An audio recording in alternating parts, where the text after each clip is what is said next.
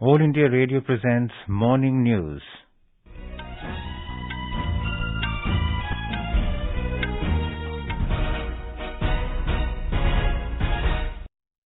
Good morning. I am Naresh Mago and with me is Sarabjit Kaur. The headlines. Defence Minister Rajnath Singh hands over wide range of indigenous military equipment to Army to boost its combat capability. Prime Minister Narendra Modi speaks to French President Emmanuel Macron, discusses bilateral issues and wildfires in France. 9th India-Thailand Joint Commission meeting to be held in Bangkok today. External Affairs Minister S. Jaishankar to attend the meet. Centre asks states and union territories to accelerate coverage of COVID-19 precaution dose among population aged 18 years and above. Wholesale price-based inflation declines to 13.93% in July compared to 15.18% in preceding months. Fourth phase of Central University Entrance Test CUET-UG begins today. Delhi High Court orders appointment of committee to take over affairs of Indian Olympic Association. U.S. President Joe Biden signs massive climate and healthcare legislation, and Mohammedan SC beat FC Goa 3-1 in opening match of Durand Cup 2022.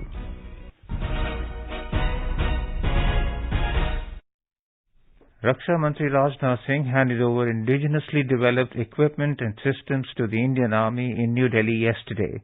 Future infantry soldier, new generation anti-personnel mines, upgraded sight system for tanks, high mobility infantry protected vehicles and assault boats are among the state-of-the-art equipment. The equipment and systems have been jointly developed by the Indian Army in collaboration with Defence Research and Development Organisation and the industry, in line with the Prime Minister's vision to modernize the armed forces under the Atmanirbhar Bharat Abhiyan. Mr. Rajnath Singh exuded confidence that these equipment and systems will enhance the operational preparedness of the Indian Army and enhance their efficiency. नई परिस्थितियों और आवश्यकताओं को ध्यान में रखते हुए नए स्केल्स ऑफ एकोमोडेशन का इनॉग्रेशन हो रहा है। विभिन्न पोर्टल्स और एप्लीकेशंस की शुरुआत की जा रही है। ये सभी पोर्टल्स और एप्लीकेशन एमईएस के कामकाज को और अधिक सुचारू रूप से चलाने, कार्यों में इफिशिएंसी और ट्रांसपेरेंसी लाने में सहायक होंगे, ऐसा मेरा विश्वास है। इसके साथ ही हमारी सेना को 9 इंडिजिनस इक्विपमेंट हैंड ओवर किए जा रहे हैं और डिजिटल इंडिया इनिशिएटिव्स के अंतर्गत एमईएस द्वारा लगभग 200 ई ट्रेनिंग वीडियो की भी लॉन्चिंग हुई है। इन सभी ने मिलकर इवेंट को एक रेनबो इवेंट बना दिया है। मुझे बहुत अच्छा लगता है कि हमारे संस्थान, संगठन या विभाग कुछ नए कार्य कर, नई टेक्नोलॉजी लाना या नया कार्य करना, यह बताता है कि आप सब अपने उत्तरदायित्व के प्रति कितने सजग हैं।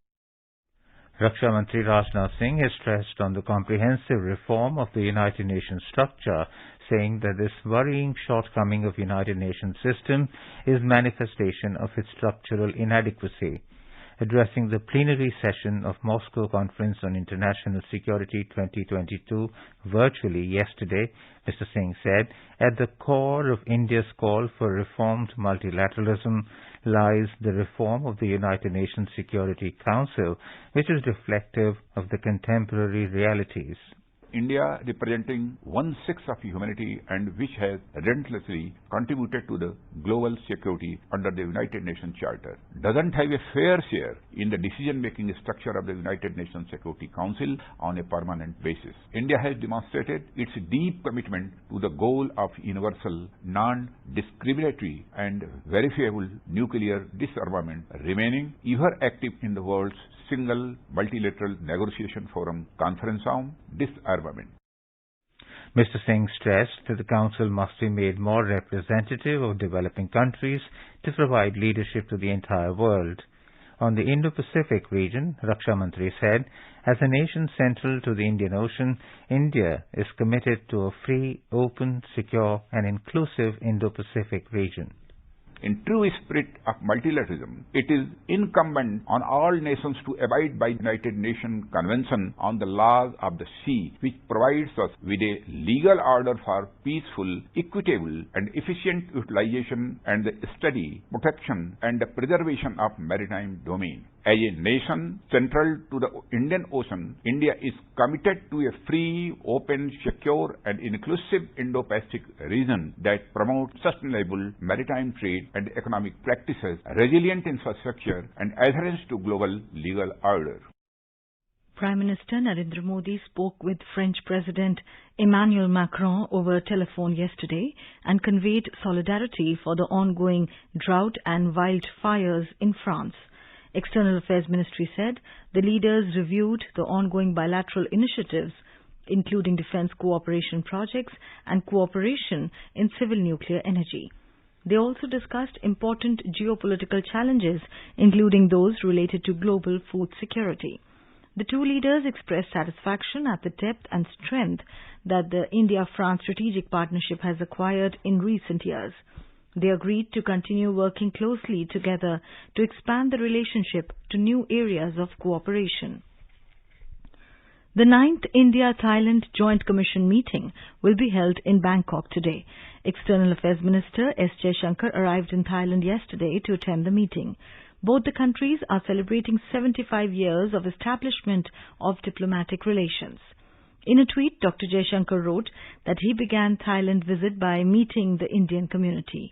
He shared with them the achievements and aspirations of New India and welcomed their enthusiasm to contribute to India's progress.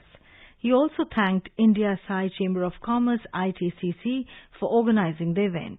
The 8th Joint Commission meeting, JCM, was held on 10th October 2019 in New Delhi. Health Minister Mansukh Mandavia has urged states and union territories to accelerate coverage of precaution doses for COVID-19 among population aged 18 years and above. He said vaccination camps should be organized at public places like bus stands, railway stations, airports, schools, colleges, religious yatra routes, religious places, etc., to increase the uptake of precaution dose among the eligible beneficiaries. States have been advised to ensure that all vaccine doses are utilized on the basis of first expiry, first out principle to avoid expiry of vaccines.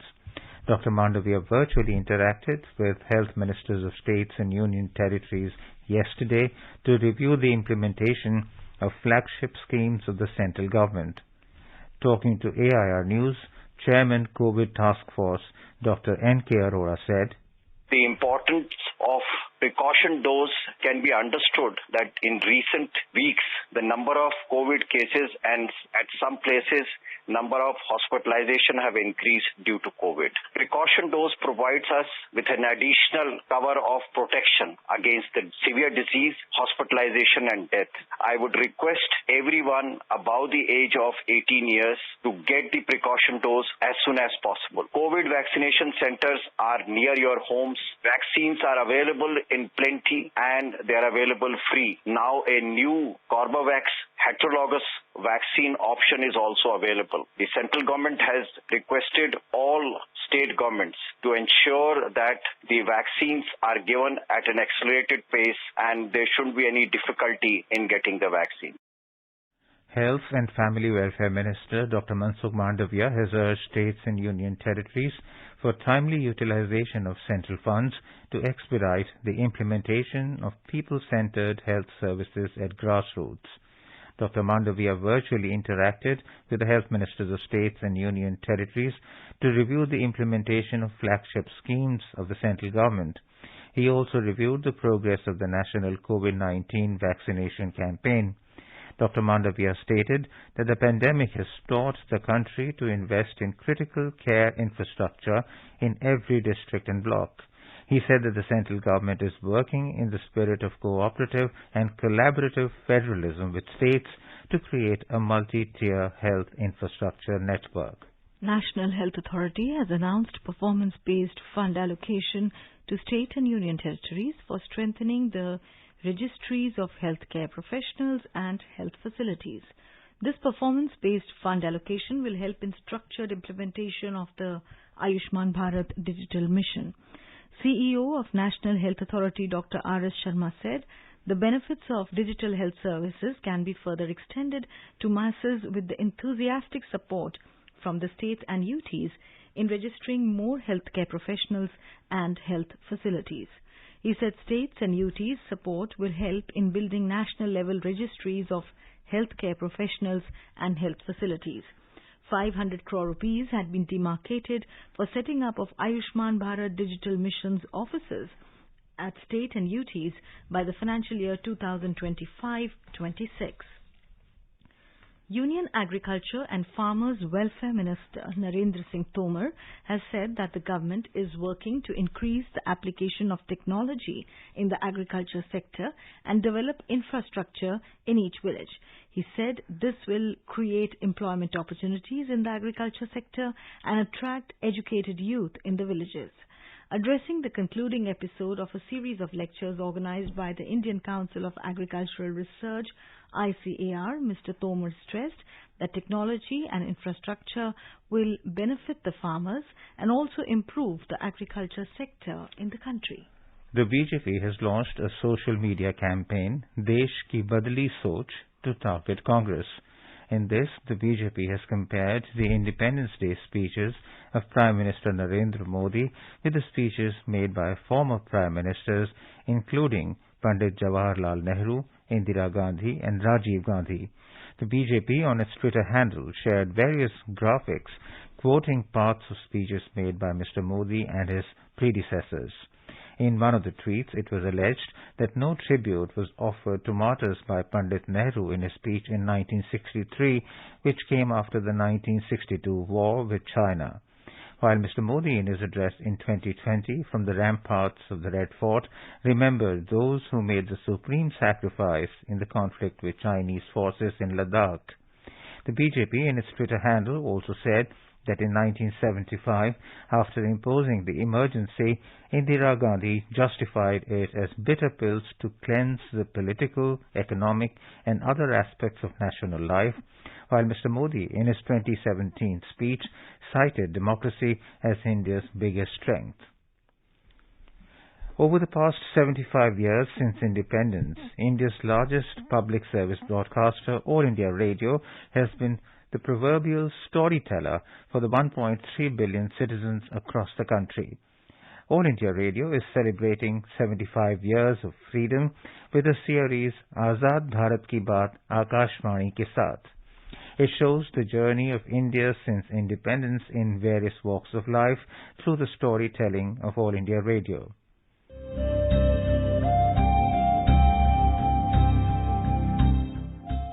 Azad Bharat Ki Baat Akashvani Ke Saath, reliving the journey of India since independence over the last 75 years with All India Radio.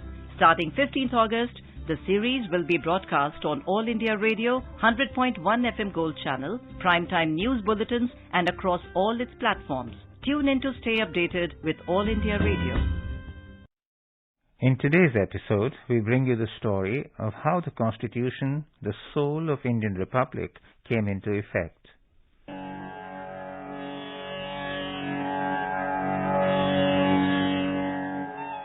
The Constituent Assembly held its first sitting on the 9th of December 1946.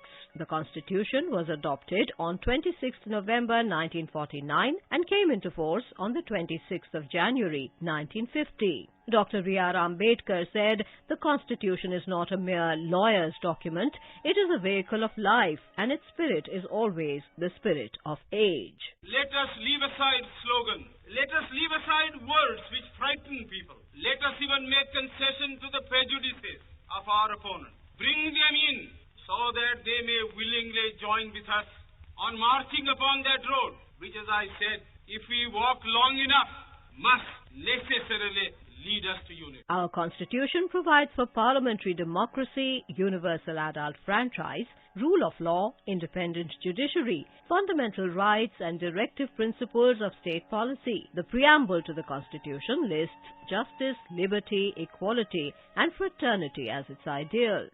Our difficulty, as I said, is not about the ultimate future.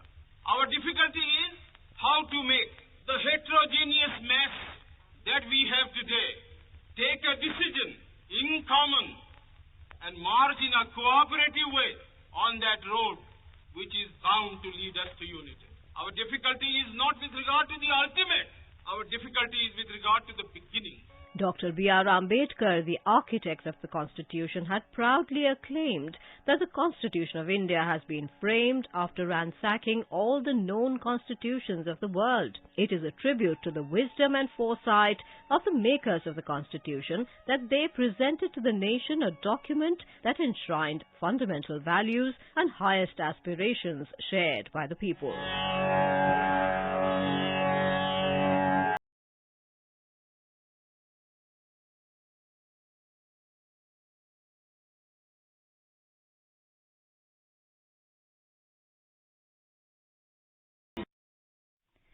You are listening to the morning news on All India Radio.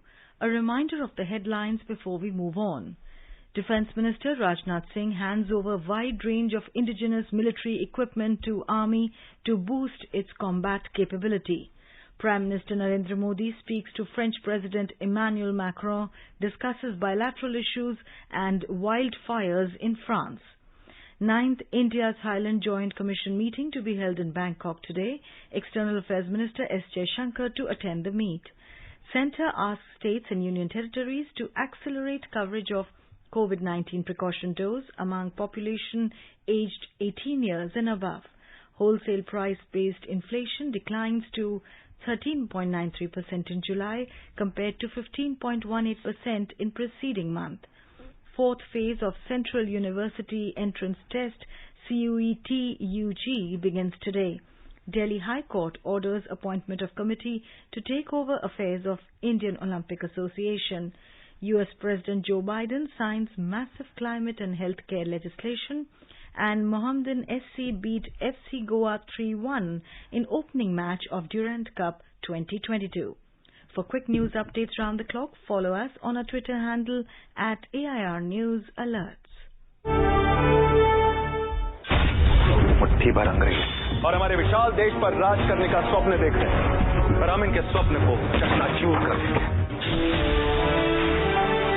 निकल पड़े स्वाधीनता के पथ भाले, स्वतंत्रता संग्राम की सुनी अनसुनी कहानियों के साथ स्वराज हर रविवार रात 9 बजे डीडी नेशनल पर। अपने बिजनेस को बढ़ाने के लिए लीजिए आकाशवाणी का सहयोग और दीजिए उसे बुलंदियों के पंख। आपका बिजनेस लोकल है या राष्ट्रीय, आकाशवाणी देती है उपभोक्ताओं तक पहुंचने का हर विकल्प। और अब तो आप घर, दफ्तर या दुकान पर बैठे बैठे कर सकते हैं आकाशवाणी के किसी भी केंद्र के लिए विज्ञापनों की बुकिंग। आकाशवाणी के विभिन्न चैनलों पर विज्ञापन देना सुलभ और सस्ता। बुकिंग है तो संपर्क करें 870-001-4242 पर। 870-001-4242।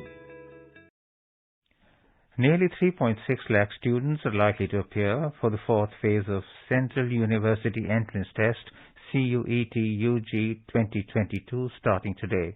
The fourth phase exam for additional 11,000 candidates has been postponed from August 17 to 20 to August 30 to accommodate the respective choice of city for centre. As per the initial plan, all phases of the CUET-UG were scheduled to conclude on August the 20th, but the exam conducting agency, National Testing Agency NTA, later announced that all phases of the exam will conclude on August 28. This has now been further deferred, and the exam has now been split into 6 phases. In Morning Matters now, let us listen to a discussion on 75 years of independent India. The participants are Professor Subroto Mukherjee, political analyst, and Vinay Kumar, journalist. India completed 75 years of its independence on 15th of August. The journey has been momentous. From early decades as a free young nation to a transformative nation embarking on journeys across several sectors, ruled by multiple governments, structural changes to the economy, India has come a long way. On this day, we want to look back at 7.5 decades of our independence and visualize and analyze that what we have achieved in different fields. Professor Mukherjee, if we look back at our journey of 75 years, today where do you find India in the Committee of Nations? Vinay, if you really look to the entire developmental process in India, it is a stupendous achievement. If you really look to the Indian situation during the colonial rule and after, there is hardly any comparison. And what happens is that if you really look to the spirit of freedom, that was expressed many times, even during the freedom movement itself. If you remember that in 1938, the idea of the Planning Commission comes in when Subhash Bose was the president of the Indian National Congress, and he makes Jawaharlal Nehru the president of it. And in the context of that, we find important luminaries like Meghnad Saha really drawing up a plan of free India. Even during this time, we find there are any number of inclinations and directions from Mahatma Gandhi about the shape of free India. And the most important thing that comes out of all of them, they really wanted the nation to really catch up. You see, the decades and the centuries we have lost under the foreign domination, there was a need to catch up. And this, I think, was said splendidly by Homi Bhabha when he said that we have missed the Industrial Revolution, but we cannot miss the Atomic Revolution. And if you really look to the period in the late 40s and the 50s, all this blueprint of what India should be was thought and executed. So these important layers of a developmental state was laid at the very inception of independence and is continues even today. Professor Mukherjee, if we look at some of the figures and some of the sectors where our country has performed in these areas, we have seen wars, we have won these wars, we have made new beginnings and realized new ambitions as a young nation, as in this 75 years. Now the task is we have to set goals for the next 25 years. By 2047, India will be a developed country, as Prime Minister Modi said from the ramparts of Red Fort on 15th of August. Well, Vinay, what you are saying is absolutely correct, that the India's achievement had been quite impressive. If you remember that when we were growing up, we were dependent on the PL 480 grain supplies from the United States and the rationing of everything from milk to sweets to anything, and the entire nation was on a restricted diet in a way. From that way, I think India's achievement had been stupendous. And as you point out that a great achievement is that we have been able to achieve it during the democratic framework when many other countries which got independence, like India, with favorable circumstances, really collapsed. And in that way, the domineering aspect of India's cultural heritage and also the stability of the political process, I think great examples for the world. And we also can think in terms where it went wrong and what are the important ingredients and the directions that we have to take. I think whatever we have achieved is quite good, but there are also miles to go. Professor Mukherjee, now we are entering into strategic relations with the US. We have strategic ties with so many other countries. We are part of Quad. And our government has laid a great stress on improving relations in the neighborhood, like Act East policy we have now. But so how well we have performed on this front? Well, if you really look to that, you mentioned Quad, but we are also a member of the BRICS and Shanghai Cooperation and many others. I think the tradition of India being independent in foreign policy continues. We look to our interests, we look to our... You were listening to a discussion on 75 years of independent India.